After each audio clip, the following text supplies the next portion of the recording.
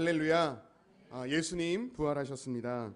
사망 권세 이기시고 잠자는 자들의 첫 열매가 되셔서 우리에게 영원한 소망을 주시는 살아계신 하나님이신 것을 여러분들 믿으시기 바랍니다.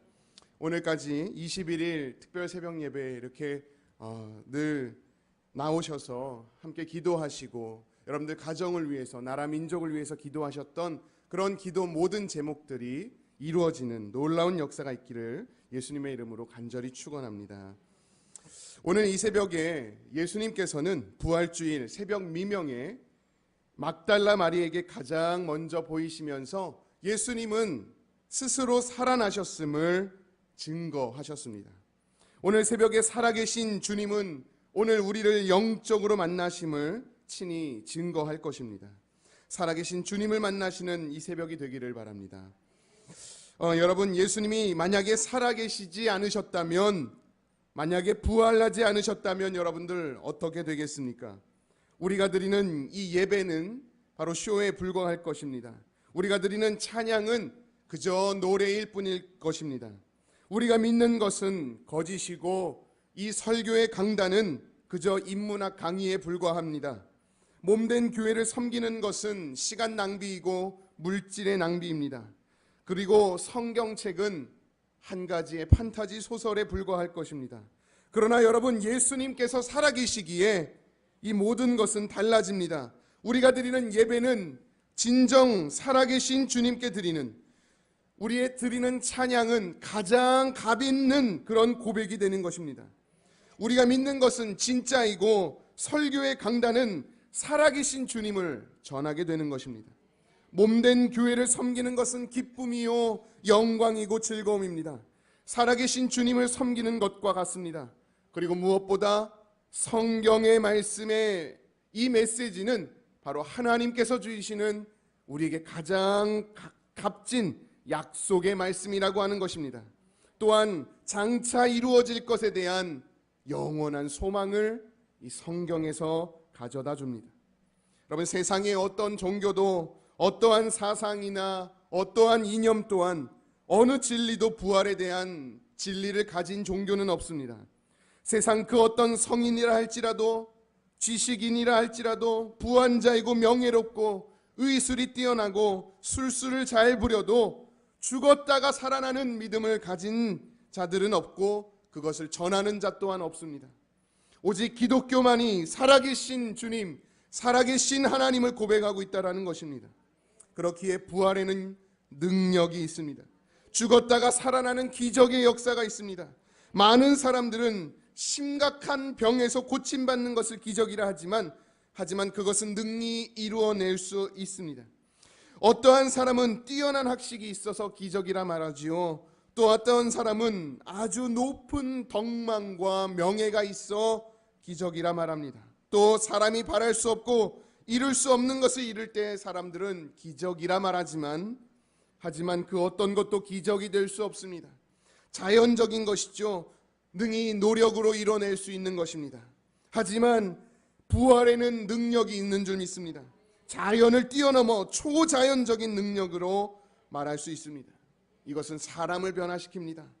부활의 사건 당일 제자들은 예수님을 만나게 됩니다.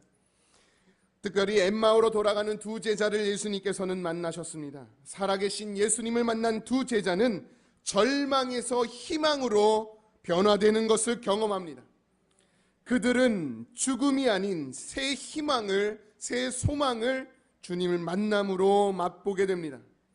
이전 예수님께서 성만찬을 하시며 떡을 떼고 잔을 나누며 하셨던 그 성경의 말씀을 풀어주실 때에 그 메시지, 그 음성을 엠마오로 가는 제 두 제자는 듣게 됩니다. 축 처진 어깨에서 다시금 우리의 마음이 뜨겁지 아니하냐 함을 예수님, 살아계신 예수님을 만났을 때에 그들은 경험하게 됩니다. 바로 살아계신 주님의 음성 들을 때에 바로 변화의 역사는, 이 부활이라고 하는 건 바로 변화의 역사가 있었다라는 것입니다. 예수님을 3번 부인했던 베드로도 살아계신 예수님을 만나게 됩니다. 바다 해변가에서 만나 내가 나를 사랑하느냐? 라고 3번 질문하시는 그 질문에 베드로는 네, 제가 주님을 사랑하는 줄 주께서 아시나이다 고백하며 평생 주님을 따르겠노라고 그렇게 다짐합니다. 그리고는 십자가 처형을 당하기까지 곳곳을 돌아다니며 예수 부활을 전하는 자가 되었던 것입니다. 여러분, 사도행전에 이따금 베드로의 설교가 나오는데 그 설교의 주된 핵심은 바로 예수 부활이었습니다. 그는 늘 어디서든 복음을 전할 때마다 예수 그리스도의 살아계심을 전했고 부활하셨다는 내용을 전하게 됩니다. 그처럼 베드로는 평생 죽기까지 살아계신 예수님을 전했던 자가 되었던 것입니다. 여러분, 실제 보지 않고 믿었던 도마 또한 예수님, 살아계신 예수님을 만났습니다. 예수님을 만났던 도마는 나의 주님이여 라는 고백으로 평생 주님을 위해 살겠노라는 결단과 다짐을 했고 그는 죽기까지 예수님을 전하는 자가 되었던 것입니다. 여러분, 사울이라고 하는 바울 또한 원래 예수를 핍박하고 예수를 따르는 자를 죽였던 자였습니다.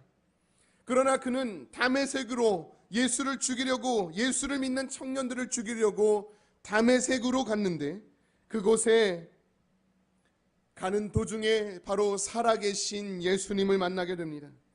살아계신 예수님 만나고 그가 뉘우치고 회개하며 평생 살아계신 주님을 전하는 자가 되었습니다. 예수를 핍박하는 자에서 예수를 가장 사랑하는 자, 이렇게 전하게 되는 능력은 바로 살아계신 예수님을 만났을 때에야 비로소 가능하다라는 사실입니다.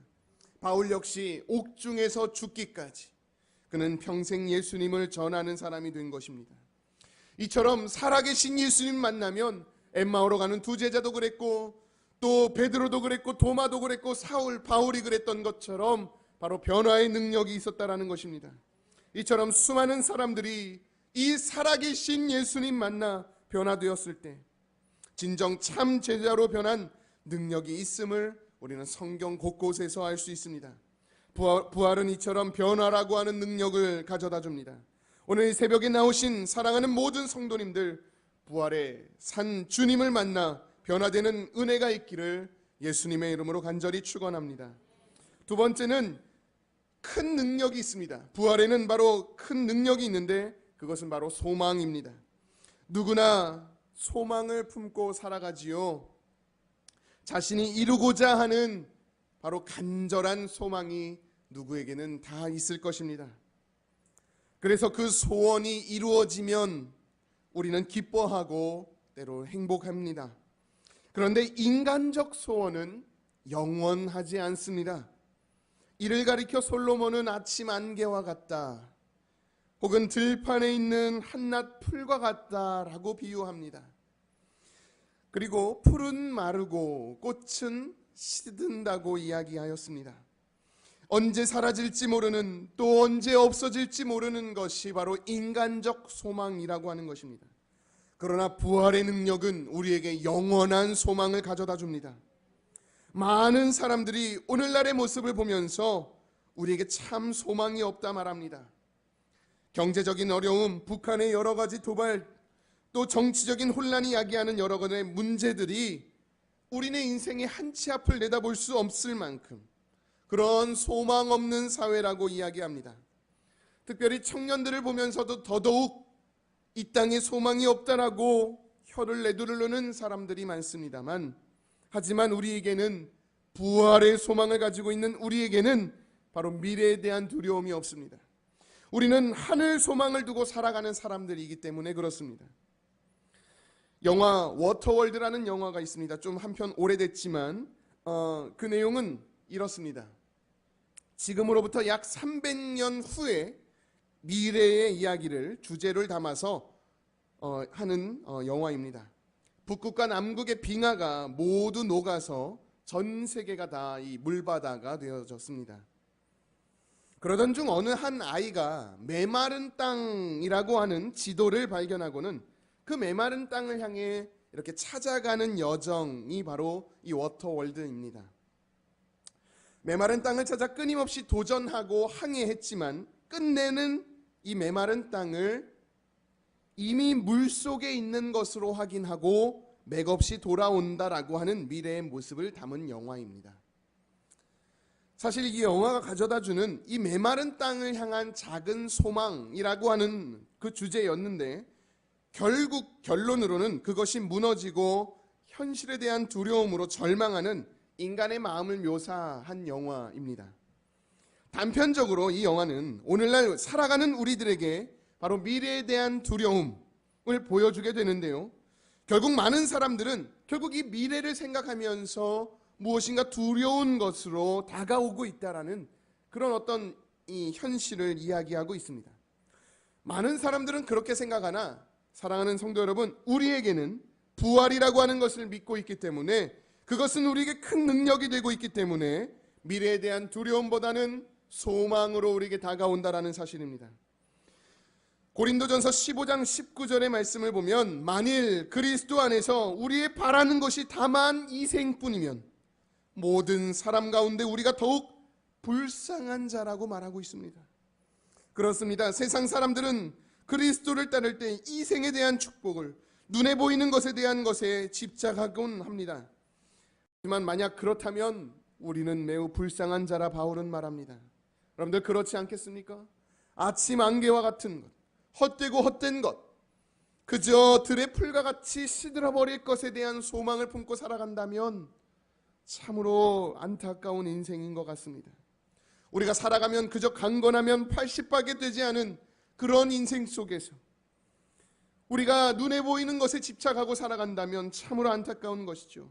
만약 그것이 소망이었다라고 한다면 더더욱 안타까울 것입니다. 저에게는 가장 존경하는 분이 계셨습니다. 지금은 고인이 되셨는데요. 작년 11월 5일에 결국 폐렴으로 소천하셨습니다. 저는 장례를 치르면서 이 부활에 대한 소망으로 많은 위로를 받았습니다. 어머니께서 살아계실 때에 많은 아픔과 여러 가지 고생으로 힘들어 하셨던 것을 이제는 뒤로하고, 천국에서 주님 다시 오시는 그날에 예수님께서 부활의 모습으로 보이신 것 같이 이제는 아픔 없는 그 땅에서 부활하실 것에 대한 믿음이 저에게는 얼마나 큰 위로가 되었는지 모릅니다. 그것이 우리에게 소망이라고 하는 것입니다. 바로 부활이 있기에 우리는 그 하늘, 그 하나님께서 다시 우리를 부활시키실 거라고 하는 소망으로 우리는 살아갈 수 있다는 것입니다. 우리에게는 영원한 부활의 능력, 바로 천국에 대한 소망이 결국은 고린도전서 15장 22절에 말하는 바와 같이 아담 안에서 모든 사람이 죽은 것 같이 그리스도 안에서 모든 삶을 얻으리라 라고 하는 그 믿음, 그 소망으로 우리는 살아갈 수 있다는 것입니다.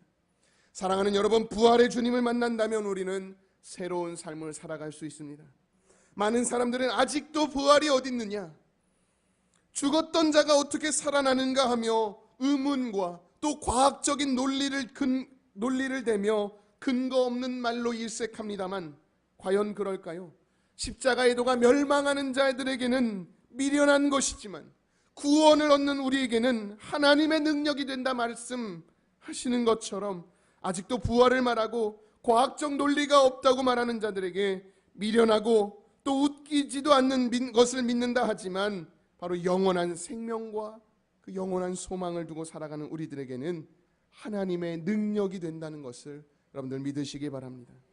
따라서 그 능력이 되는 영원한 그 소망, 그것을 바라보며 붙잡고 나아가는 저와 여러분들이 되기를 예수님의 이름으로 간절히 축원합니다. 마지막 세 번째 부활의 능력은 바로 감사함입니다.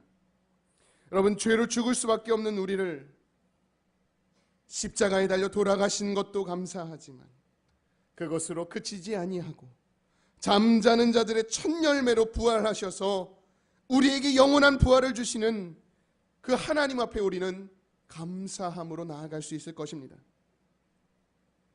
여러분, 만약 십자가의 죽으심으로만 그쳤다면 우리의 죄 용서로만 그쳤을 것입니다. 그러나 부활로 인해서 우리 또한 그 부활의 육체를 소망함으로 살아갈 수 있다는 것, 여러분들 얼마나 감사한 일이 아니겠습니까?